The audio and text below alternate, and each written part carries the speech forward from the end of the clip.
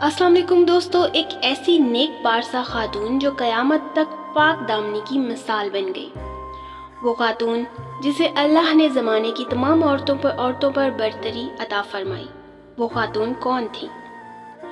وہ خاتون حضرت مریم علیہ السلام ہے۔ آپ کے والد کا نام عمران اور والدہ کا نام حنا تھا۔ حضرت عمران حضرت سلیمان علیہ السلام کی اولاد میں سے تھے اور ان کی اہلیہ حنا داؤد علیہ السلام کی اولادوں میں سے تھی۔ مریم علیہ السلام کے والد بنی اسرائیل میں بڑے عابد، زاہد اور عالم تھے، اس لیے مسجد اقصی کی امامت لوگوں نے آپ کے سپرد کی ہوئی تھی۔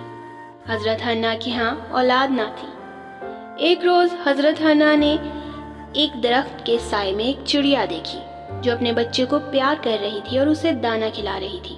یہ منظر دیکھ کر آپ کا دل بھر آیا اور آپ نے بارگاہ الہی میں اولاد کے لیے دعا کی اور منت مانی کہ اپنی اولاد کو بیت المقدس کی خدمت کے لیے نذر کر دیں گی۔ بنی اسرائیل کے ہاں یہ رواج تھا کہ جو لڑکا اللہ کی نذر کر دیا جاتا تو وہ نہ تو شادی کرتا تھا اور نہ ہی دنیاوی مشاغل میں دلچسپی لیتا تھا، صرف عبادت گاہ میں خدمت کرتا اور خود عبادت میں مشغول رہتا۔ لہٰذا حنا نے اللہ سے بیٹے کے لیے دعا کی۔ اللہ نے ان کی دعا کو قبول فرمایا، لیکن بیٹے کے بجائے بیٹی عطا فرمائی۔ حضرت حنا نے لڑکی کا نام مریم رکھا۔ سریانی زبان میں مریم کے معنی خاتم کے ہیں۔ چونکہ آپ بیت المقدس کے لیے وقف کر دی گئی تھیں، اس لیے یہ نام موضوع سمجھا گیا۔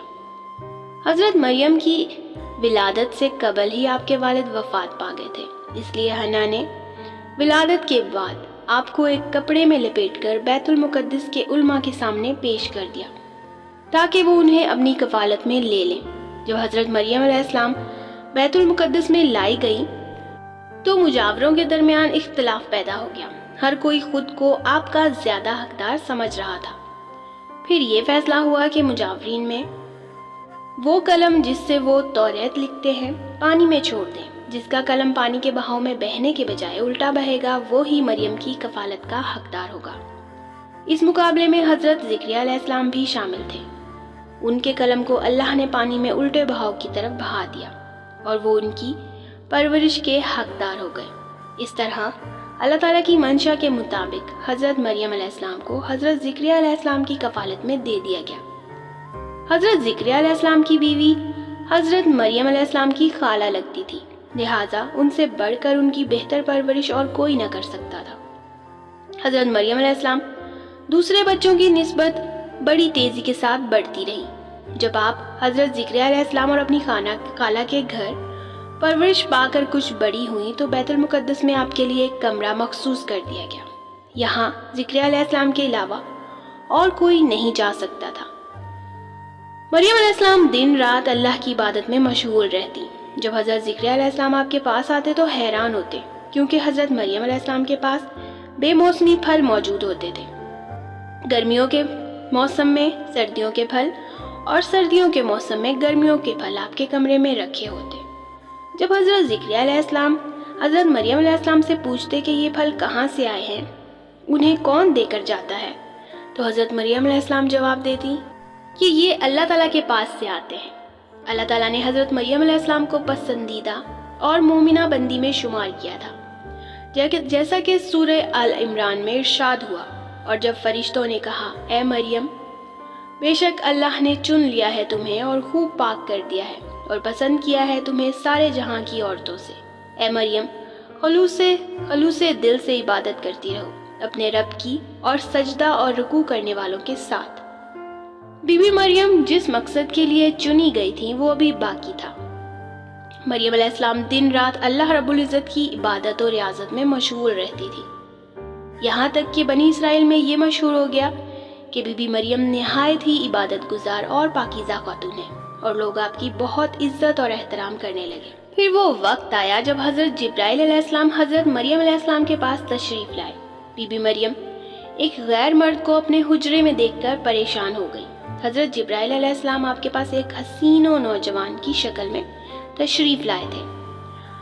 مریم علیہ السلام آپ کو دیکھ کر بولی اگر تو کوئی خدا ترس انسان ہے تو تجھ سے خدائے رحمان کی پناہ مانگتی ہوں۔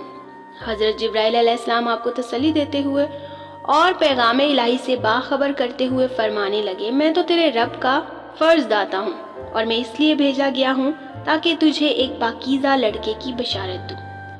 مریم علیہ السلام حیران ہو کر فرمانے لگی، میرے ہاں لڑکا کیسے ہوگا جبکہ مجھے کسی آدمی نے چھوا تک نہیں اور نہ میں کوئی بدکار عورت ہوں۔ حضرت جبرائیل علیہ السلام نے کہا، تیرے رب نے فرمایا ہے ایسا کرنا میرے لیے بہت آسان ہے، اور ایسا اس لیے کریں گے کہ اس لڑکے کو لوگوں کے لیے ایک نشانی بنائیں اور اپنی طرف سے ایک رحمت، اور یہ کام ہو کر رہے گا۔ یہ کہتے ہوئے حضرت جبرائیل علیہ السلام نے مریم علیہ السلام کے گریبان میں پھونک مار دی تو اللہ کی قدرت سے آپ علیہ السلام حاملہ ہو گئی۔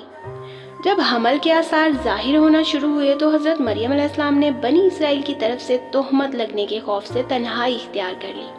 حمل کی مدت مکمل ہونے پر حضرت مریم علیہ السلام لوگوں سے علیحدہ ہو کر ایک دور ویران جگہ پر ایک کھجور کے درخت کے نیچے جا کر بیٹھ گئی۔ وہیں پر آپ کو حمل کا درد شروع ہو گیا۔ ایک طرف تو مریم علیہ السلام کو جسمانی تکلیف ہو رہی تھی اور دوسری طرف مریم علیہ السلام ذہنی طور پر پریشان تھی کہ جب میں بچہ لے کر قوم کے سامنے جاؤں گی تو لوگ مجھے کیا کہیں گے، میں ان کو کیا جواب دوں گی۔ لہٰذا مریم علیہ السلام نے اس موقع پر کہا، کاش اس وقت کے آنے سے پہلے ہی میں مر چکی ہوتی اور لوگ مجھے بھلا چکے ہوتے۔ اللہ رب العزت نے حضرت مریم علیہ السلام کی جسمانی اور ذہنی تکلیف دور کرنے کے لیے غیب سے آواز دی، اے مریم آپ غم نہ کریں، آپ کے رب نے آپ کے پاؤں تلے ایک چشمہ جاری کیا ہے، اس سے پانی پئیں اور جس کھجور کے نیچے آپ بیٹھی ہیں اس درخت کو ذرا ہلائیں تو اس سے تازہ کھجوریں گریں گی، وہ کھائیں، آپ کی جسمانی تکالیف دور ہو جائیں گی۔ جہاں تک بات ہے لوگوں کی طرف سے تہمت لگنے کی، تو آپ کو جہاں کہیں بھی کوئی انسان نظر آئے تو اس سے بات کرنے کی بجائے صرف یہ کہنا کہ میں نے اللہ تعالیٰ کے لیے خاموشی کا روزہ رکھا ہوا ہے، اس لیے میں اس وقت کسی سے بات نہیں کر سکتی۔ تو جب مریم علیہ السلام کے ہاں حضرت عیسیٰ علیہ السلام کی پیدائش ہو گئی تو آپ علیہ السلام اپنے بیٹے کو لے کر قوم کے پاس آئیں۔ قوم کے لوگ آپ کی گود میں بچہ دیکھ کر غضبناک ہو گئے اور الزام لگانے شروع کر دیے۔ ہر طرف سے لوگ بہتان لگا رہے تھے، تانے دے رہے تھے۔ جب باتیں برداشت سے باہر ہوئیں تب مریم علیہ السلام نے بچے کی طرف اشارہ کرتے ہوئے فرمایا، اس بچے سے بات کر لو، تمہیں تمہارے سارے سوالات کے جواب مل جائیں گے۔ قوم کے سرکش لوگوں نے کہا، بھلا یہ دودھ پیتا بچہ ہمیں کیا جواب دے گا؟ تبھی اچانک حضرت عیسیٰ علیہ السلام نے بولنا شروع کر دیا۔